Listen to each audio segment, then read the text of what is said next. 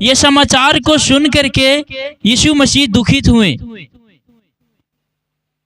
और जब सुने कि यूहन्ना बपतिस्मा देने वाला के हत्या कर दिया गया तो वो सुनसान जगहों पे निकल पड़े।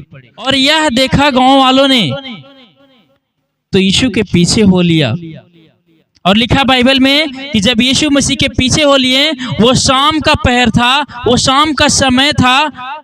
आइए हम बाइबल को वचन देखते हैं जो हमारा विश्वास के मजबूत करने योग्य, जैसे परमेश्वर ने पतरस को अपने हिदायतों में रखें और पतरस प्रभु यीशु मसीह पे विश्वास किए। आज परमेश्वर की महासामर्थ्य योजना में जो हमारे जीवन को लोग विश्वास योग्य बनाते हैं, अपने जीवन को कहते हैं परमेश्वर को मैं समर्पित करता हूं। आज समर्पित करने का मतलब क्या है? आज कैसे हमें मसीह में आगे बढ़ना है? हमारा विश्वास कैसा होना चाहिए कि परमेश्वर हमसे प्रसन्न हो। आज की बाइबल वचन देखते हैं, यह उस समय की बात है जब यूहन्ना बपतिस्मा देने वाला की राजा हेरोदेस के द्वारा हत्या कराई गई थी। और जब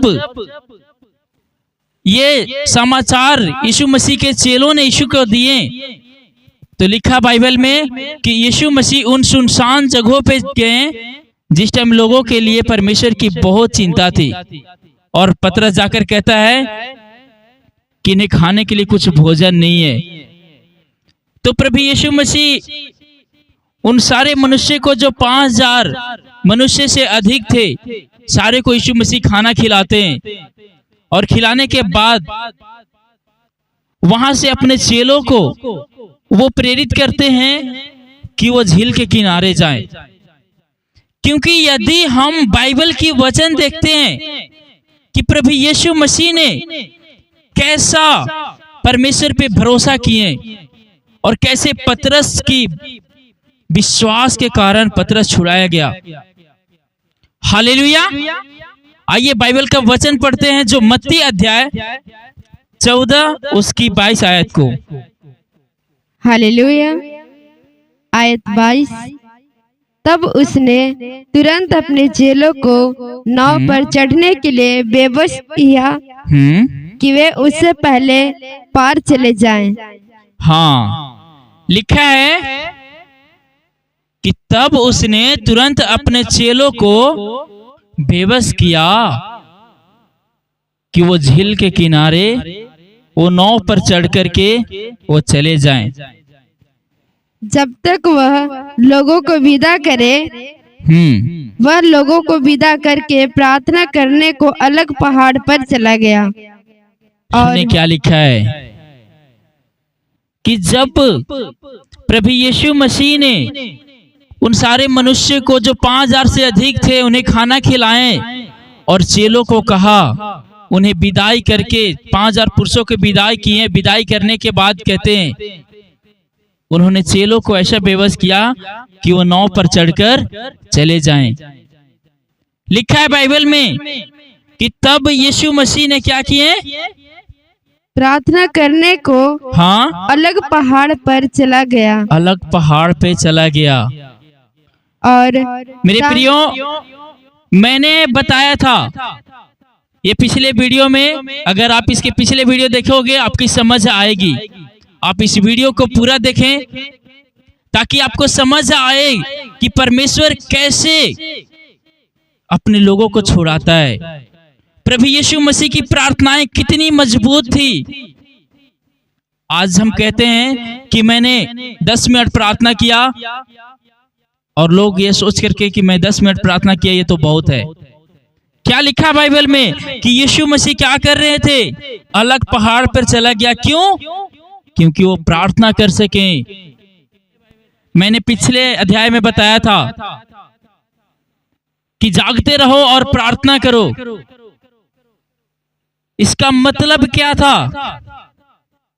और जब यीशु मसीह, लिखे हैं कि अपने चेलों को उन्होंने प्रेरित किया और उन्हें कहा झील के किनारे जाने के लिए, और यीशु मसीह वो सिर्फ अकेला थे और उन्होंने एकांत में जाकर के, अकेले में होकर के परमेश्वर से प्रार्थना करते हैं। यदि आज आपकी प्रार्थनाएं मजबूत होगी तो परमेश्वर आपसे बात करेगा यीशु मसीह के नाम में। आमीन। क्योंकि यदि आपकी प्रार्थनाएं यीशु मसीह की तरह होगा, लिखा है यीशु मसीह रात भर वो प्रार्थना किए। आपने बहुत से अध्याय में ऐसा जानते हैं कि प्रभु यीशु मसीह ने जब भी प्रार्थना किए, परमेश्वर ने उनसे बात किया। मेरे प्रियो, आज आपकी बारी है। यदि आज अपना इंपॉर्टेंट समय परमेश्वर को देते हैं, यदि आप अपना कीमती समय परमेश्वर को देते हैं, परमेश्वर आपसे बात करेगा यीशु मसीह के नाम में। क्योंकि ये आपका दिन है। यीशु मसीह ने परमेश्वर को समय दिया, कीमती समय दिया। 5000 पुरुष थे यीशु मसीह के पास। क्या उनके पास बिताने के लिए मनुष्य नहीं थे? क्या उनके पास बिताने के लिए समय नहीं था कि मैं अपने मनुष्य में और सारे जो लोग हैं, लोगों के बीच में अपना टाइम को बिताऊं? लेकिन प्रभु यीशु ने उन्हें रियाता, और लिखा बाइबल में वो एकांत में जाकर के परमेश्वर से उन्होंने प्रार्थना की। यदि आप अपने रात की समय को, यदि आप अपनी पर्सनल समय को, यदि आप परमेश्वर के लिए बोते हैं, परमेश्वर आपको आशीष देता है यीशु मसीह के नाम में। आमीन। अगर इसकी अगले अध्याय को, आयत को देखते हैं, लिखा है और सांझ को वह वहां अकेले था। उस समय नाव झील के बीच लहरों से डगमगा रही थी, क्योंकि हवा सामने की थी। और यीशु रात के चौथे पहर झील पर चलते हुए उनके पास आया। Hallelujah, hallelujah. ये लिखा है कि वो रात का समय था जो प्रभु यीशु मसीह अकेला थे, और अपने सारे चेलों को क्या किए? वो अगुवाई दिए कि अब तुम्हें आगे बढ़ना है। और उन्होंने अपना कदम उठाया और नाव लिए और झील पे चल पड़े। लिखा जब यीशु मसीह प्रार्थना करके उन्होंने उठे, तो ये लिखा है आयत 25 में, और यीशु रात के चौथे पहर का मतलब क्या था? ये सुबह 3 बजे से 6 बजे का बीच जो सुबह की समय होती है, उसे चौथे पहर कहते हैं, जिसे उषा काल के नाम से भी जाना जाता है। तो यदि हम देखते हैं बाइबल को कि यीशु मसीह जब चौथे पहर, वो भोर के समय में जब अपने चेलों के पास जाते हैं, देखते हैं कि मेरे प्रिय चेले जो थे वो कहाँ हैं? तो क्या देखा उन्होंने कि झील के जो झील था, झील पे चलते हुए वो आगे बढ़े। और लिखा बाइबल आयत 26 में, आयत 26, चेले उसको झील पर चलते हुए देखकर घबरा गए। लिखा है कि इतनी हवा सामने के चल रहा था कि वो जो नाव थी डगमगा रहा था। वो अपने आप में ढाढ़स नहीं बांध पा रहे थे कि अब मैं क्या करूं। उनकी हिम्मत टूट रहा था कि ऐसा ना हो कि मैं कहीं डूब जाऊं। लिखा है कि चेलों ने उसको झील पर चलते हुए देखकर घबरा गए। और क्या हुआ? और कहने लगे यह भूत है। और कहने लगे कि यह भूत है। और मेरे प्रियो, यदि आप डरते हो, परमेश्वर आपके संग होता है। क्योंकि वो डर रहे थे, झील पे चल रहे थे नाव के सहारे। और लिखा है कि जब यीशु मसीह उनके पास था, फिर भी वो डर रहे थे। आज बहुत से ऐसे मेरे प्रिय हैं, मेरे भाई बहन हैं, जो रात में सो जाते हैं और सोने के बाद कहते हैं कि मुझे डर लगता है। मैं कहता हूं, यदि अपना कीमती समय परमेश्वर के दे करके आपने सोया है, प्रार्थना करके आपने सोया है, परमेश्वर का दूत आपको संग होते हैं यीशु मसीह के नाम में। आमीन। परमेश्वर की आत्मा आपके अंदर होता है यीशु मसीह के नाम में। क्योंकि जब अपना सबसे इंपॉर्टेंट समय परमेश्वर को देते हैं, शैतान आपको डराने की कोशिश करता है। वो दूर से ही देख करके आपको डराने की कोशिश करता है कि कहीं ये डर जाए। लेकिन लिखा बाइबल में क्या कि यीशु को देख करके उनके चेले घबरा गए। कि कहीं ये भूत तो नहीं आ रहा है। लेकिन लिखा बाइबल में क्या, और डर के मारे चिल्लाने लगे। तब यीशु ने तुरंत उनसे बातें की हाँ, और कहा, तब जब वो चिल्लाने लगे कि ऐसा ना हो कहीं ये भूत है, तब यीशु कहते हैं डरो मत, मैं हूं। और क्या लिखा है, ढाढ़स बांधो, मैं हूँ, डरो मत। लिखा है डरो मत, मैं हूं, ढाढ़स बांधो, हिम्मत रखो। कहीं ऐसा ना हो कि तेरा विश्वास डगमगा जाए। यहां तक उनकी ये इशारे के रूप में वो बता रहे थे कि तुम्हारा विश्वास कैसा होना चाहिए। लेकिन हुआ क्या, अगर आयत 28 को देखते हैं तो ये लिखा है, आयत 28, पतरस ने उसको उत्तर दिया, हे प्रभु, यदि तू ही है तो मुझे अपने पास पानी पर चलकर आने की आज्ञा दे। Hallelujah, hallelujah.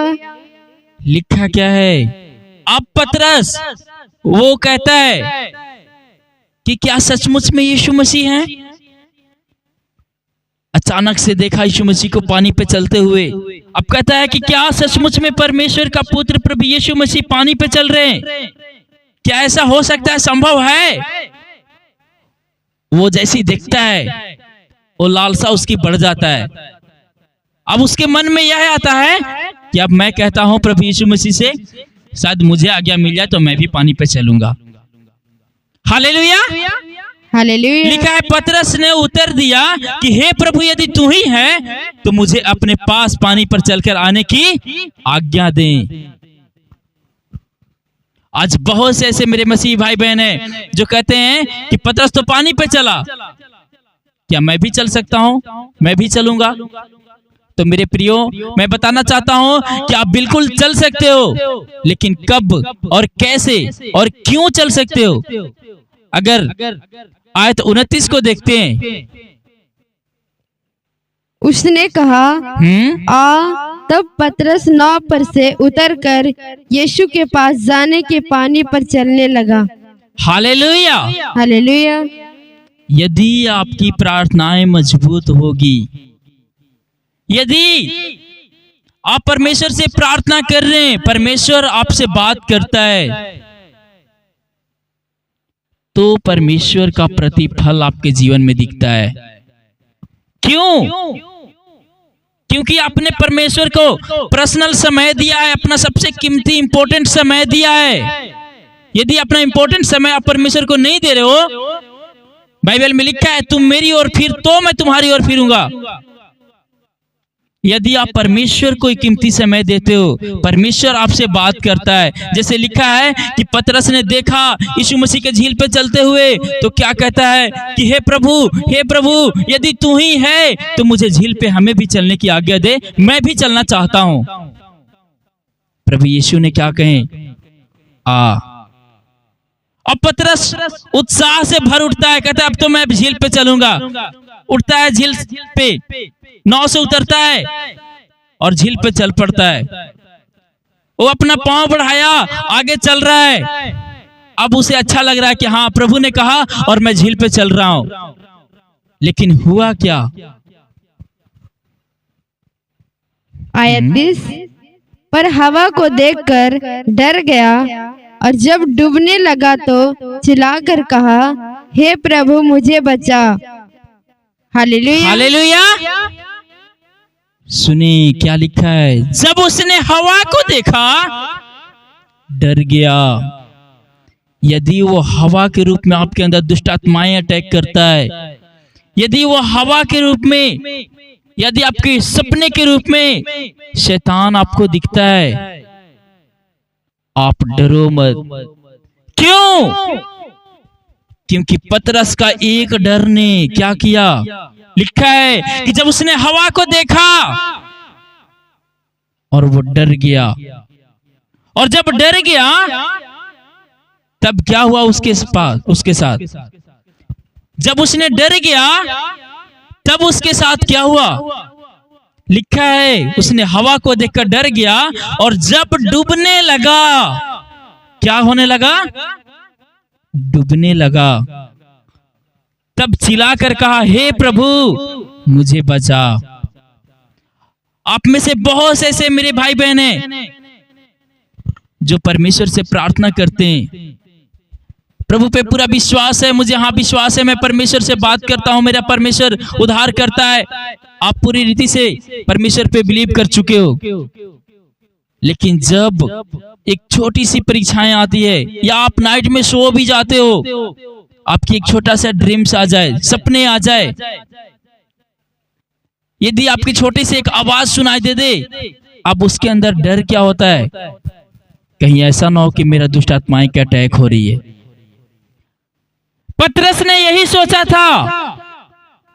हवा चला, अब उसको लगा कि कहीं ऐसा ना हो कि हवा मुझे डुबा दे, और वो डूबने लगा।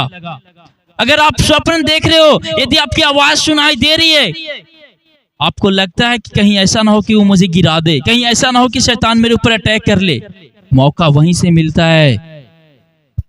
यदि आप परमेश्वर पे भरोसा करते हो, यदि विश्वास करते हो, तो लिखा बाइबल में यीशु ने कहा मेरे पास चल के आ, पतरस चलने लगा। यदि आप परमेश्वर की शब्द सुनकर अपना पैर बढ़ाते हो, परमेश्वर कभी डूबने नहीं देगा यीशु मसीह के नाम में, क्योंकि ये परमेश्वर आपके जीवन के लिए वो पर्सनल शब्द आपके लिए दिया है। यदि आप ये वचन को ग्रहण कर रहे हैं आमीन बोलकर, आज परमेश्वर आपके जीवन में सबसे बड़ा आशीष देगा यीशु मसीह के नाम में। Hallelujah, hallelujah.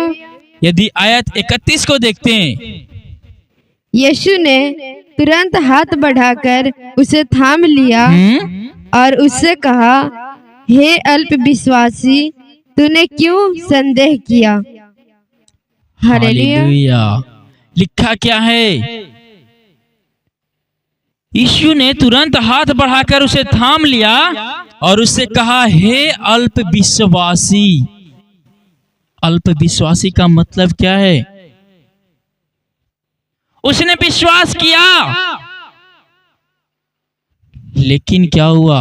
एक छोटे सा भ्रमित के कारण उसने अपना विश्वास खो दिया। मेरे प्रियो, आज के वचन जो परमेश्वर ने खास आपके लिए दिया है, ताकि आप भ्रमित ना हो। यदि आप भटकाए जा रहे हो, आप मसीह में पूरी रीति से विश्वास किया, अगर यदि आप बीमार हो चुके, अब संसार वाले व्यक्ति आकर कहते हो, ओ बहन आप क्या कर रहे हो, ओ भाई आप क्या कर रहे हो, क्या आपको प्रभु चंगा करेगा? जा पहले डॉक्टर के पास मिल, जा पहले तांत्रिक के पास मिल, वो तुझे छुटकारा दिलाएगा। मेरे प्रिय भाई बहन, मैं आपसे कहना चाहता हूं, आप में से हर एक को कहना चाहता हूं कि यदि आपके विश्वास परमेश्वर पे है, सबसे पहला स्थान आप परमेश्वर को दें, परमेश्वर आपको छुड़ाएगा यीशु मसीह के नाम में। क्योंकि पहला स्थान पतरस ने दिया कि प्रभु आप मुझे कहें तो मैं चलकर आता हूं पानी पे, और वो चलने लगा। लेकिन भटकाया किसने? वो हवा ने, वो धूर्त शैतान के रूप में। अगर वो हवा के रूप में, वो झोंके के रूप में, वो दुष्ट आत्माएं आपके ऊपर अटैक करता है, संसार के मनुष्य आपको भटकाते हैं, वो जादू टोने आपके ऊपर अटैक होते हैं, आप डर जाते हो। बाइबल कहती है, हे अल्प विश्वासी, क्या ये उचित है आपके लिए? लिखा है ये कि हे अल्प विश्वासी, तूने संदेह क्यों किया? परमेश्वर के सामर्थ्य पे तूने क्यों संदेह किया? यदि तुम संदेह ना करो, परमेश्वर के बड़े बड़े चमत्कार को देखोगे यीशु मसीह के नाम में। क्योंकि आपकी विश्वास निसंदेह होनी चाहिए, आपके विश्वास निस्वार्थ होनी चाहिए। संसार वाले क्या कर रहे हैं, वो भाई क्या कर रहा है, वो बहन क्या कर रहा है, लोगों को क्या कहना है वो लोग जानते हैं। लेकिन परमेश्वर जो कहता है, यदि आप परमेश्वर के शब्द सुनते हैं, परमेश्वर आपको छुटकारा दिलाता है यीशु मसीह के नाम में। आमीन। क्योंकि यदि आयत 32 को देखते हैं, जब वे नाव पर चढ़ गए तो हवा थम गई। हाँ, इस पर उन्होंने जो नाव पर थे उसे दंडवत करके कहा, सचमुच तू परमेश्वर का पुत्र है। हालेलुया। हालेलुया। सुनिए क्या लिखा है। हवा इतनी तेज थी, लहरें इतने उठ रहे थे कि नाव डूबने पे था। और जब प्रभु यीशु मसीह झील पे चले, लिखा है पतरस पानी पे चलने का मतलब क्या हुआ? हवा तेज थी और पतरस पानी पे चल रहा है, उसकी विश्वास डगमगाई। यदि आपके विश्वास परमेश्वर पे निस्संदेह है, परमेश्वर आज ही रात आपके जीवन में बड़ा गवाही देगा यीशु मसीह के नाम में। आमीन। परमेश्वर का बड़ा प्रतिफल जो स्वर्ग से आपके लिए उतर आएगा, अगर यदि आज आप अपने जीवन में परमेश्वर पूरी रीति से अपने जीवन में परमेश्वर के लिए ग्रहण करोगे। क्योंकि लिखा है जब वे नाव पर चढ़ गए तो हवा थम गई। क्या ऐसा तो हो सकता था कि यीशु मसीह नाव पे भी है, हवा थमे ना और यीशु मसीह निकाले उस नाव को?